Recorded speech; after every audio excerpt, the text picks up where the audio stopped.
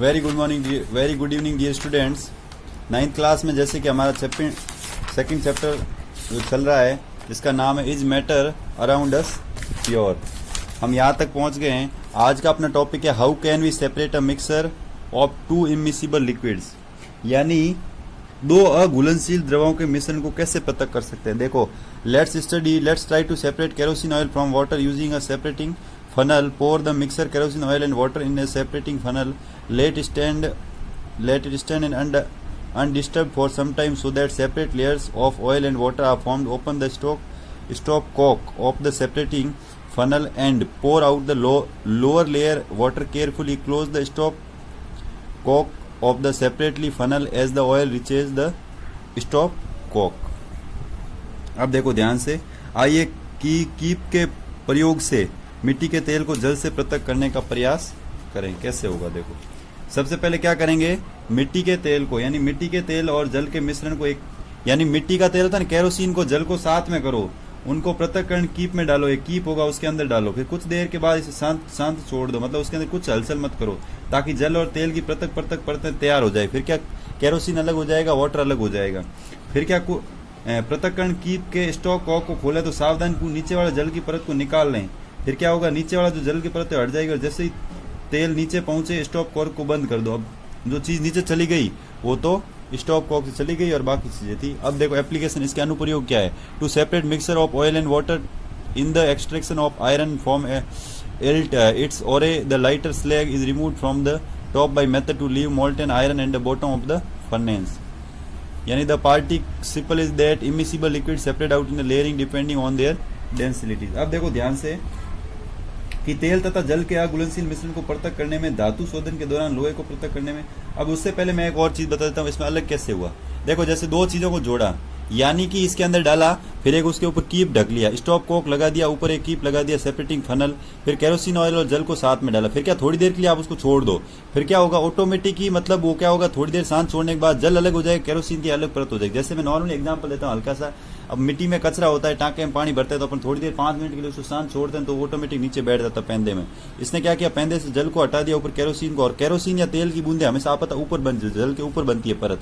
जल जैसे ही हटता है उसको नीचे से वापस स्टॉप को यहाँ से हटाया, जल ऐसे खाली हुआ, जैसे ये केरोसिन यहाँ तक आया स्टॉप को यहाँ बंद कर दो और वो रह जाएगा। और किसमें काम आता है देखो इसका प्रयोग, और क्या कर सकते हैं देखो, तेल और जल के घुलनशील मिश्रण को पृथक कर सकते हैं, धातु शोधन के दौरान लोहे को पृथक कर सकते हैं।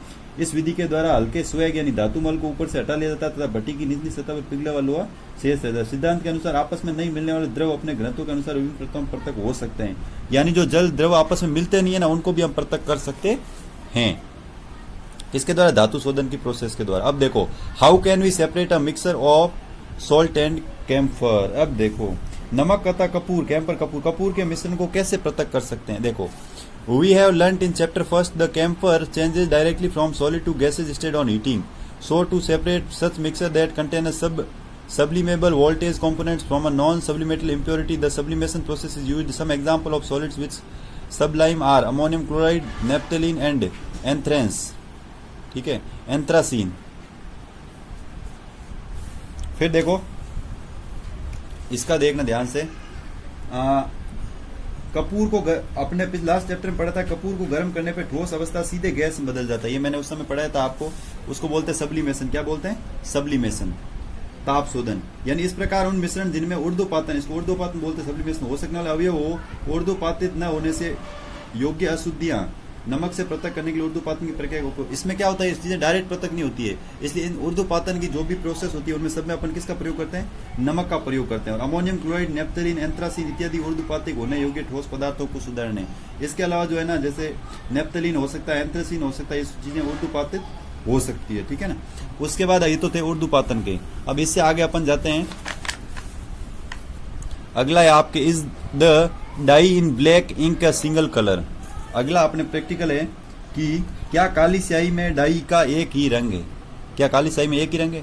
Take a thin strip of filter paper, draw a line on its using a pencil approximately 3 cm above the lower edge, put a small drop of ink water soluble that is a a sketch pen or a fountain pen at the center of the line and let's dry. Lower the filter paper into a jar and glass banker test tube containing water so that drop of ink on the paper is just above the water level as see the figure 2.8b and leave it undisturbed. Watch carefully as the water rises up on the filter paper. Record your observation.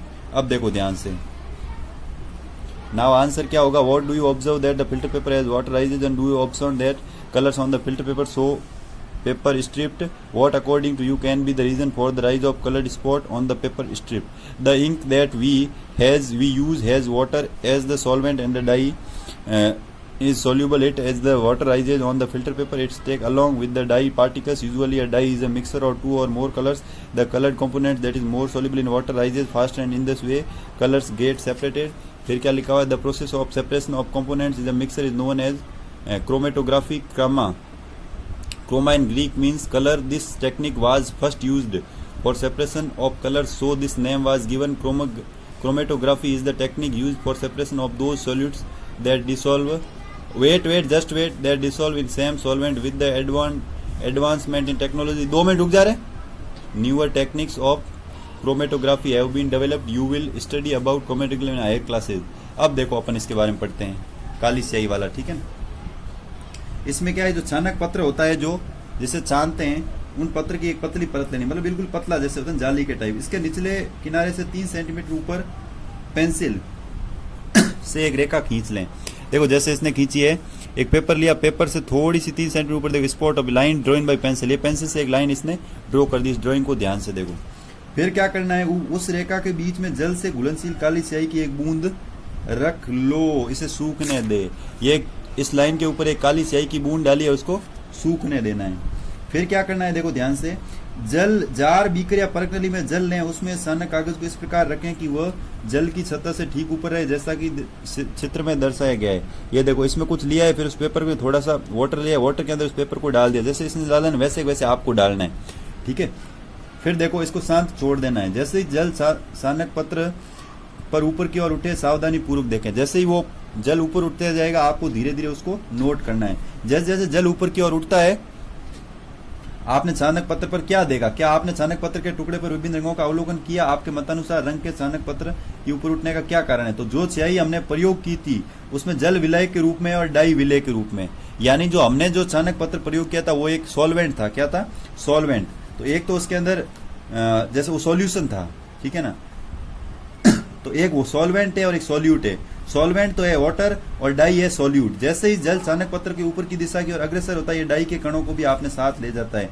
जैसे ही जल धीरे धीरे ऊपर जाएगा और die कणों को अपने साथ ऊपर ले जाएगा. प्राय डाई 2 या 2 से अधिक रंगों का मिश्रण होता है. अभी जो डाई आती है वो 2 या 2 से अधिक रंगों का मिश्रण हो सकती है.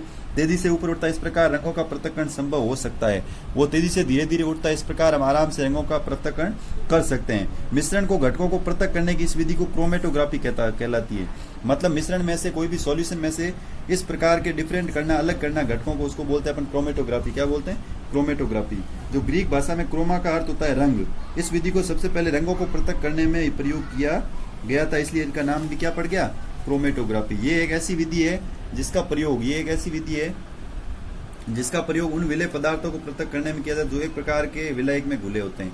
मतलब जो एक प्रकार उन सॉल्यूट को अलग करने के जो एक प्रकार के सॉल्यूशन में घुले हो. तकनीकी विकास के साथ ही क्रोमेटोग्राफी में नई तकनीकों का विकास हुआ है, जिसका अध्ययन आप अगली उच्च क्लासों में पढ़ेंगे. अभी अपने लिए जो सिलेबस में अब एप्लीकेशंस क्या, इसके क्या यूज है, तो एप्लीकेशंस है. देखो कलर्स इन द डाई, यानी कि डाई के रंगों को पृथक करने में. पिगमेंट फ्रॉम नेचुरल कलर्स, यानी कि प्राकृतिक रंगों से पिगमेंट को पृथक करने के लिए. फिर है ड्रग्स फ्रॉम ब्लड, यानी रक्त से नशीले पदार्थों को पृथक करने के लिए. तो दोस्तों आज के लिए बस इतना ही. अगली सभा करेंगे अगली क्लास में. जय हिंद, जय भारत, राधे राधे.